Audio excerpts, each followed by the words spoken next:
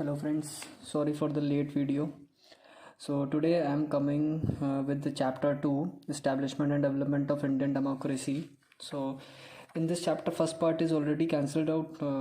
So next part is B, which is Origin of Kashmir Problem, Role of Sardar Patel, Integration of Princely States, Junagadh and Hyderabad. So कैसे हुआ था.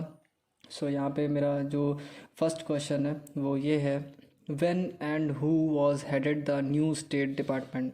तो basically friends क्या था कि जो न्यू स्टेट का डिपार्टमेंट बनाया गया था कि जो जितने प्रिंसली स्टेट्स थे इंडिया में, जैसे इंडिया में नियर अबाउट जब ट्रांसफ़र ऑफ पावर हो गई थी, पाकिस्तान डिवाइड हो गया था, पार्टीशन हो गया था इंडिया पाकिस्तान का, तो जो प्रिंसली स्टेट्स थे नियर अबाउट मोर और लेस 565 प्रिंसली स्टेट्स थे. तो जो जिसमें करीबन 9 करोड़ 31 लाख की पॉपुलेशन रहती थी.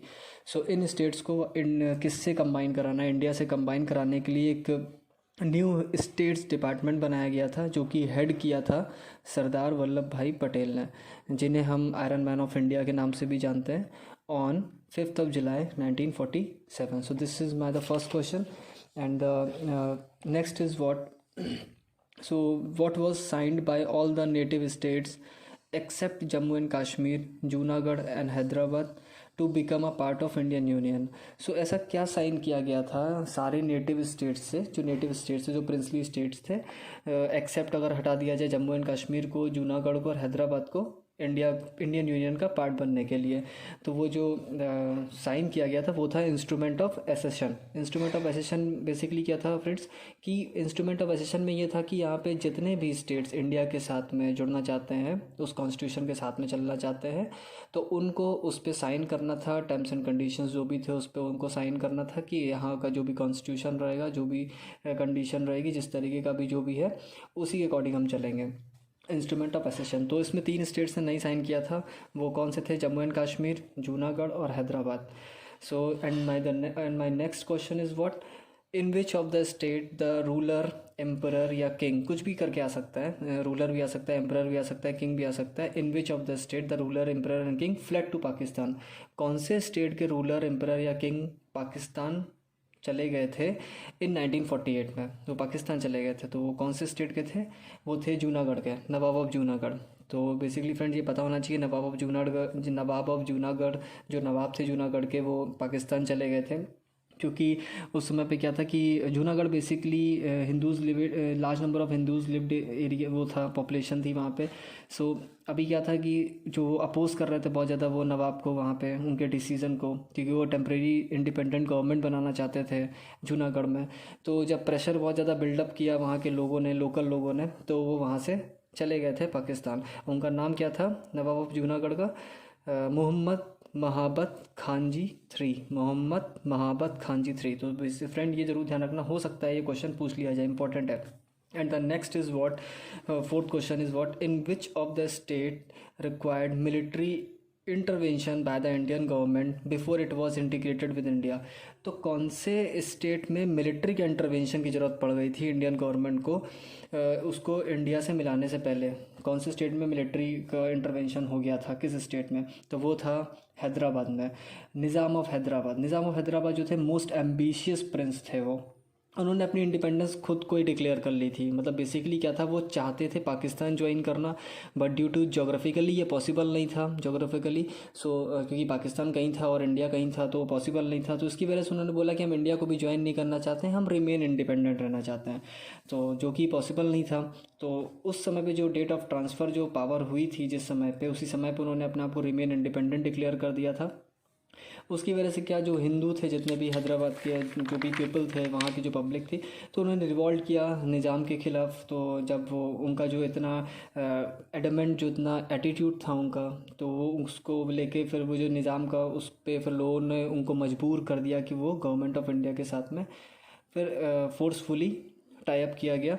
तो जो निज़ाम थे हैदराबाद के, वो थे मीर ओस्मान अली ख़ान. तो ध्यान रखना, मीर ओस्मान अली ख़ान जो थे वो निज़ाम थे हैदराबाद के, लास्ट निज़ाम थे. ये क्वेश्चन बन सकता है. तो 1948 में बेसिकली हैदराबाद पार्ट बन गया था. Hyderabad became a part of the Indian union in 1948. Be remember in 1948 Hyderabad became a part of Indian union.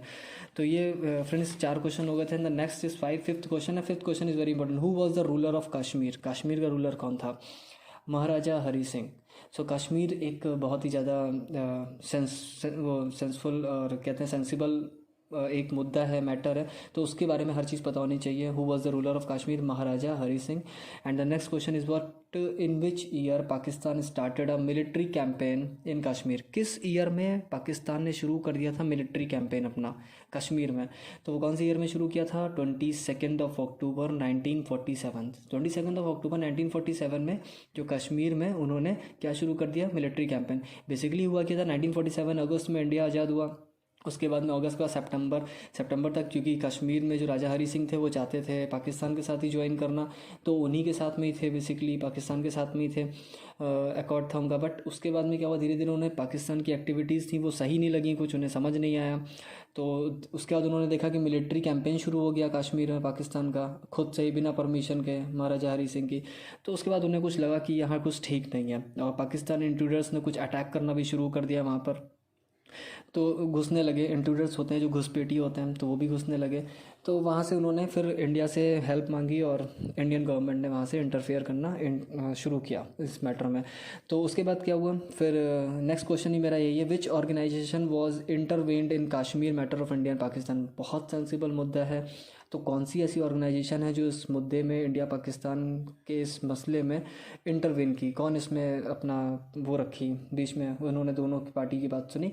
तो वो थे यूएनओ, यूनाइटेड नेशंस। और यूनाइटेड नेशंस का फ्रेंड ये जरूर क्वेश्चन आ सकता है कि यूनाइटेड नेशंस बनी कब थी?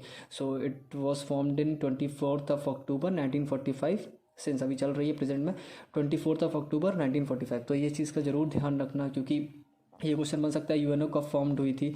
और क्योंकि ये बन तो हालांकि अप्रैल में ही गई थी, इसका ड्राफ्ट कर दी गई थी अप्रैल में, बट ये फोर्स में जब आई थी तो वो आई थी 24 अक्टूबर 1945 में। And my next question is what which state union territory, कौन सा स्टेट या union territory is still an apple of Discord between India and Pakistan? सारे ही बच्चों को पता होगा, हर एक बच्चा जानता है हर जगह का, वो कश्मीर ही एक ऐसा है स्टेट या union territory, you can say anything. क्योंकि अभी क्या है, जम्मू एंड कश्मीर को में जो लद्दाख है उसको अलग टेरिटरी बना दिया गया, और Jammu and Kashmir is one of the another territory. So हम कह सकते हैं वो टेरिटरी है, स्टेट नहीं है, is still an apple of Discord between India and Pakistan, Kashmir. And my next question is what which is my last question, who is still remembered and respected for the integration of princely states with Indian union under his able leadership? बहुत important question है कि उन्हें आज भी याद किया जाता है, वो कौन शख्स हैं जिन्हें आज भी याद किया जाता है एज ए रिस्पेक्टेड, जिन्होंने प्रिंसली स्टेट्स को इंटीग्रेट, जोड़ने में हेल्प करी थी इंडियन यूनियन के साथ में अपनी लीडरशिप में? तो वो थे सरदार वल्लभ भाई पटेल। जैसा कि मैंने पहले बताया कि he was also known as and he is also known as even the iron man of India.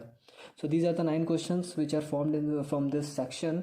So friend, आप मुझे लगता है कि आप लोग के लिए ये सफिशिएंट है, इतने क्वेश्चन, इससे ज़्यादा कुछ नहीं हो सकता, क्योंकि तीनों ही स्टेट के मैंने आप लोग को लीडर्स बता दिए जो एक्सेप्शन थे इस पूरे कंटेंट में। And sorry for the late video. मैं नेक्स्ट वीडियो अपना एज सुन एज पॉसिबल कल में मैं डाल दूंगा, पॉसिबल है बिल्कुल। 2.3 जो लिंग्विस्टिक स्टेट है उसको बारे में मैं बिल्कुल अपडेट कर दूंगा आप लोगों को। और इसको आप लोग अच्छे से सुनिए ज़रूर वीडियो को। सुनने में क्या आपको कंटेंट के बारे में पता चलता है, और एक आध दो क्वेश्चंस के बारे में आप और भी जान पाते हैं सुनते वक्त में। तो थोड़ा सा टाइम दोगे आप 7-8-10 मिनट का, तो आपके लिए बेहतर है। So thank you friends.